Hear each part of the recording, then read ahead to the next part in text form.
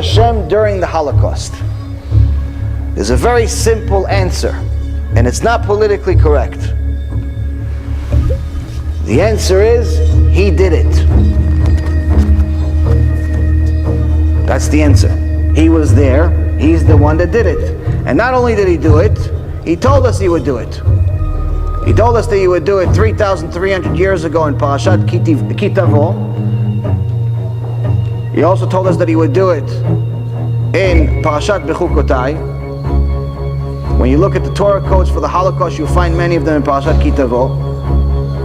But last but not least, if we forgot what was written in the Torah, he also told us about it in the Gemara, Masechet Megillah, page 6b.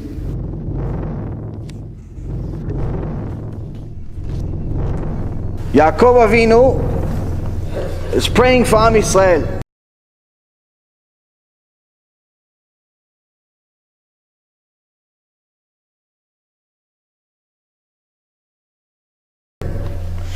And he says, Master of the universe, do not grant Esav, meaning my brother, the wicked, the desire of his heart. But here he's not talking about his brother.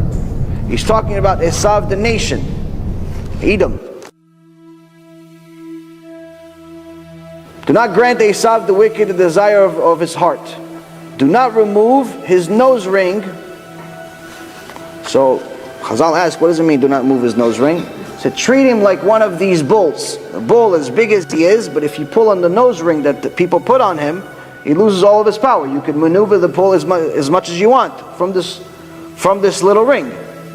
So Yaakov is pleading to Hashem, okay, I understand you have to give him power.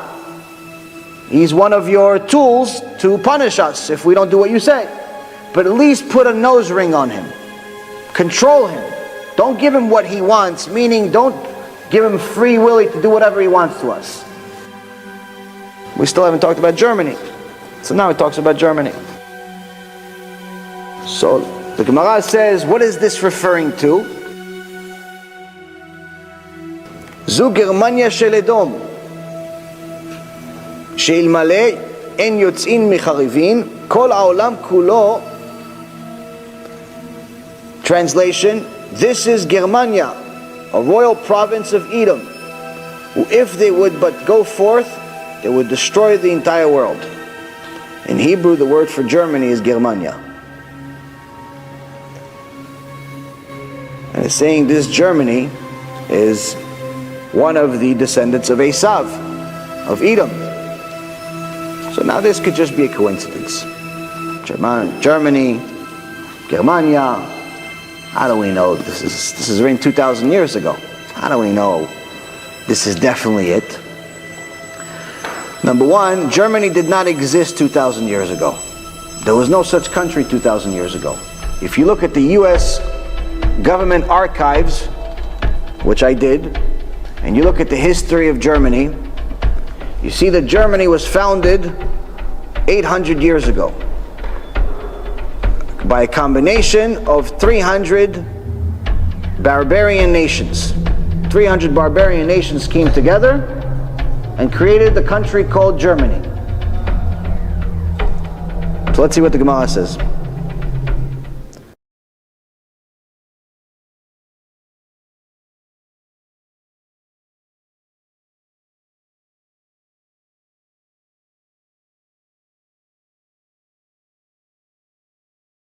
Rabbi Chama Bar Chanina, this is one of the sages,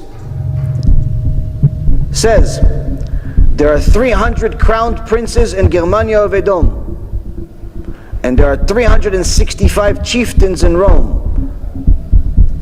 And every day one group goes forth to encounter the other group, and one of them is killed. And they would then have the trouble of appointing a new ruler.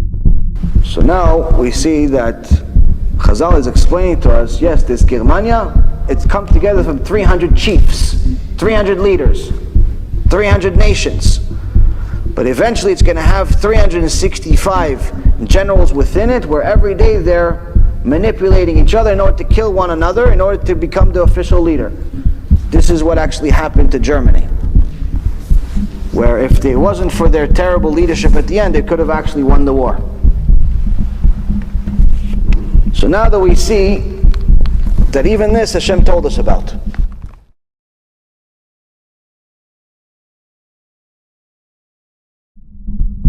Hashem told us about everything. The Gemara and the sages is nothing to scoff at. It's not something that we say, who is this Rambam that made this halacha about Mechalel Shabbat is not considered Jewish? Who does he think he is? Who is this Rabbi Akiva that's saying that I have to keep kosher and I have to keep Shabbat and I have to lay tefillin? Who do they think they are? We just talked about them for the last hour. These are not regular people. There was actually a scientist that was a Nobel Prize winner, heard about Rambam, and he scoffed at it. He says, listen, I heard that there's a statue in Washington of the Rambam, and they call him one of the 18 most important people that ever lived. He was a physicist, he was a philosopher, something extraordinary. Doctor, major sage in the Torah. They don't know him for the major sage, they don't know him for the rabbi part. They know him for the everything else. He says, what's the big deal of this guy? Why do they make it such a big deal? And the rabbis that he came to says, Rambam lived almost 800 years ago, and his wisdom was something beyond our comprehension. He says, I'm a Nobel Prize winner, I know it's nothing big deal about him. Like, listen, Rambam not only wrote the halachot and broke down the Gemara, the oral Torah for us to understand what to do, what not to do, what's tahor, what's tarif, black, white. He told us exactly what to do. But he did it in a similar style. L'avdil, obviously, the big difference, but nonetheless, he did it in a similar style as writing of how Hashem wrote the Torah.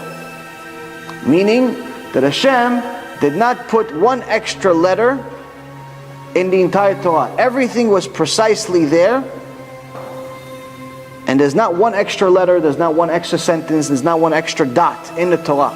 Meaning that Hashem used the least amount of letters, least amount of words to provide the most amount of information. Einstein used to say, if you can't explain something in a simple way, then you don't understand it well enough. If you truly understand something, that means that you have to be able to explain it to anyone, including a 4-year-old child. To show true wisdom, you have to show it in the least amount of words. Like sometimes you see books, and they're 800 pages, but in reality the guy could have written all of that information in 30 pages.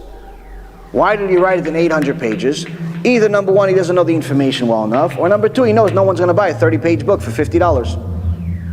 But they'll buy an 800-page book because it looks more significant.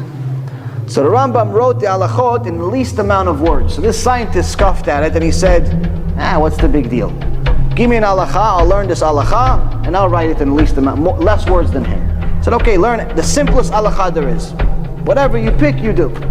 Go work on it as much as you want, then come back to us. And explain that halacha, the entire halacha, in the least amount of words. He worked. Several months later, he came back. He says, okay, this is the halacha. He wrote the halacha. He wrote it in 31 words. They peeked at the Rambam, like, no, a little less.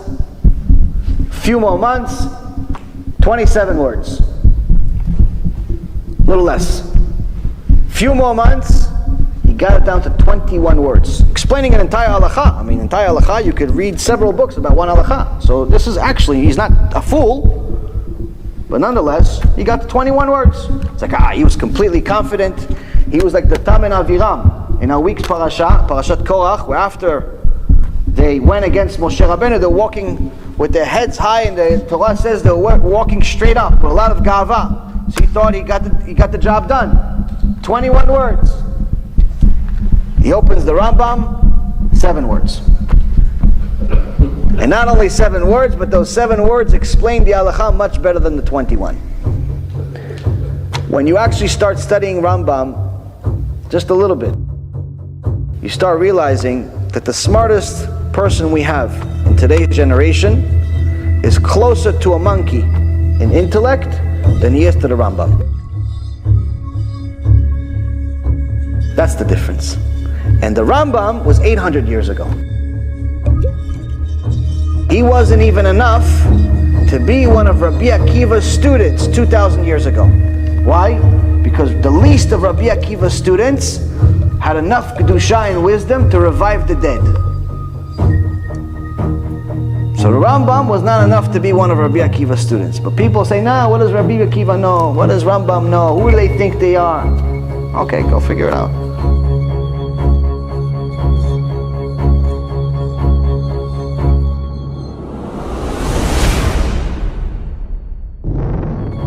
So you understand? So when we talk about the sages, it's not talking about regular normal people. To us, it's as foreign as it could be. It's closer to being an alien than it is to be a man. The wisdom that the sages had is divine wisdom. But in our generation, in order for us to do what Hashem wants, we have to have proof. We need proof because our generation is very weak. And this is the reason why it's very important for everyone to know things like this, to learn how you can feel Hashem. Feel Hashem.